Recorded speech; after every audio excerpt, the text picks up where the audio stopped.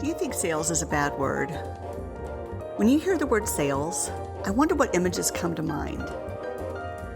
Whatever your relationship is with selling, I'm glad you're here. Let's have a conversation about how to sell like a good human. Hi, welcome to Conversations with Good Humans. I'm your host, Catherine Brown, and I'm author of the book called How Good Humans Sell. Can't wait to visit with you. This week's Tuesday tip concerns the concept of priming and the role priming can play in selling well. I'll share with you what I do to get ready to initiate with people so I show up with courage and kindness. First, why are we talking about priming? Well, priming is happening all day to us, even if we don't realize it. Priming occurs when exposure to one stimulus influences how we respond to subsequent stimulus. It's what my psychologist husband, Ryan, calls a, quote, subtle cognitive nudge, with nudge being the word to notice there.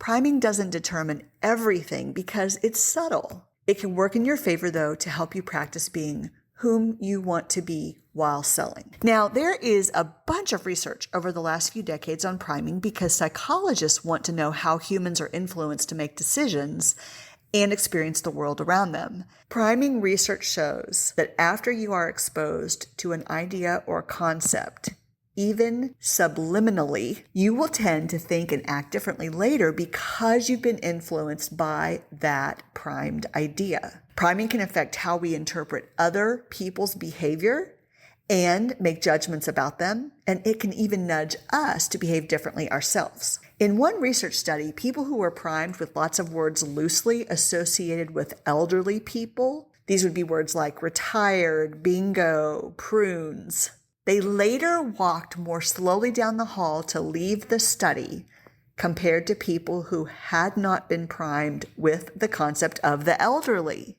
These people did not know that they were being timed as they walked, and they had no idea that they had been primed with concepts associated with old folks. Priming does not require conscious awareness to be powerful. Let me repeat that sentence. Priming does not require conscious awareness to be powerful. We want to use the science to our advantage when we can. The question becomes, what can I do to prime myself to be the best human I can be while selling? One thing you can do is to actively reframe what the definition of selling means to you. Instead of associating sales with words like pushy, intrusive, or interrupting, and rehearsing those unhelpful worries in your mind, you can create your own positive phrases like, sales is an art. Sales is the path to the life I want. Sales is connecting with others. Or one of my favorites, sales is a cause for celebration.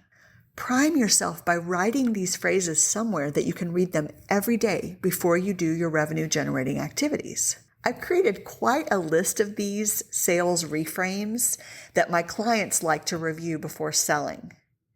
You can email me at support, SUPPORT, at extraboldsales.com, and we'll send you that list. I'm happy to share it with you. Another way that you can prime yourself is to practice visualization of a positive sales call.